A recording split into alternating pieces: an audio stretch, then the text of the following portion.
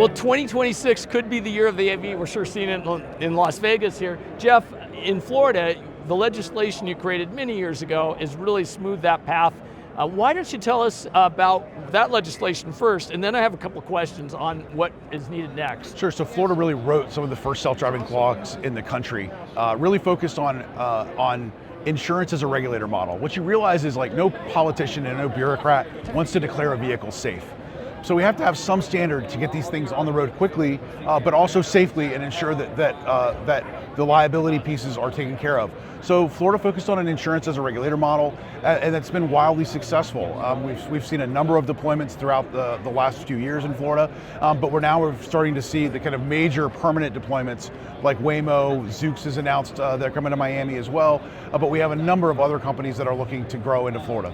Yeah, I mean, you've got them all over. In Jacksonville, you've got Beep up there, and is up there, and in fact, Holon's starting to do manufacturing in Jacksonville. Jacksonville's made a major investment into some of this technology, but I think Florida's a state with 23 million people and 150 million tourists annually, and it doesn't snow, so we get to cheat some of the harder problems of autonomy.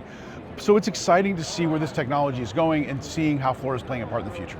And so, from a kind of a next step, you're talking about infrastructure. Why don't you tell us about that? Yeah, so now that I run a nonprofit called the Florida Policy Project, really what we focus on is kind of thinking about what are best practices from around the country. And so one of the questions we ask is what is the best ROI for cities and states in transportation right now? And we believe that really is focusing really on the future of intersections and how we can utilize AI and machine learning to manage our lights and our traffic signals better. That really the cost versus benefit there is huge for cities, counties, and states to much more efficiently move traffic. That makes sense. So you actually kind of put doing what the internet does already, right? You have a smart signaling layer, is that the idea? Yeah, correct. I mean, look, a lot of the signaling technology that we have is really 40s, 50s type of technology, but we have these systems now that can be much more cloud-based, much more large language model utilizations, utilizing cameras and sensor technology to improve throughput and gamify the entire system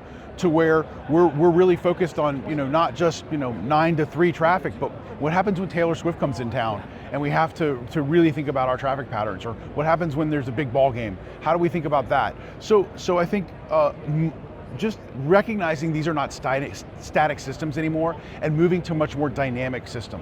So that kind of gets into the public infrastructure question. I mean, obviously these are in the public infrastructure. So how do you pay for it fairly? How do you make sure that some people don't get an advantage that others don't, and that sort of thing?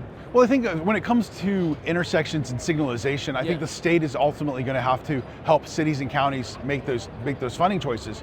But I also think that those types of decisions should be part of the menu of options that their local transportation planners have to improve efficiency on their roadway.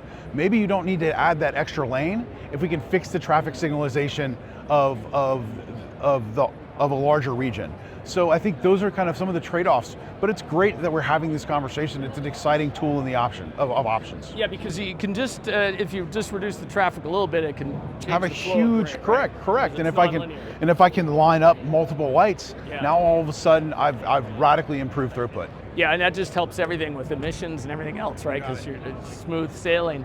So, and we, actually this is a great example of challenges of infrastructure here in Las Vegas, because you have an event like CES, and you go out afterwards and it's just packed with vehicles and stuff. And you still have people who are out there kind of manually directing. And what do you see in that realm? I mean, how is that human to vehicle communication? Well, I think we're still figuring it out, right? I mean, I think this, as you see more and more deployments, what's exciting is we're having these failures, but we're not having the same failure multiple times, which I think is the important lesson that policymakers need to take away from these things. Things are going to happen. There is going to be edge cases that people run into all the time. Well, hopefully we're able to deal with those and then move beyond and retrain on these issues and then not have new learnings. The beautiful thing of this technology is it's not like we're launching a new 16-year-old into driving every year. It's like we've now got somebody trained and they're getting better every year. But not only they're getting better, the entire system is getting better. Do you see any need to orchestrate between the various entities who are, you have car share X, car share Y, and is there going to need to be orchestration at some higher level there? I think there will be some directives that come out on how these certain protocols need to be dealt with as it relates to fire and EMS and on law enforcement. Yeah. And I think ultimately that will get standardized really probably across the country as we move forward. And so, let's switch the topic a little bit. So we're here at CES 2026. Any big impressions on what's going on? Yeah, I think this is an iterative year in many areas. Inside of CES, I think last year was everything's AI, and everybody had some AI slogan as part of their thing.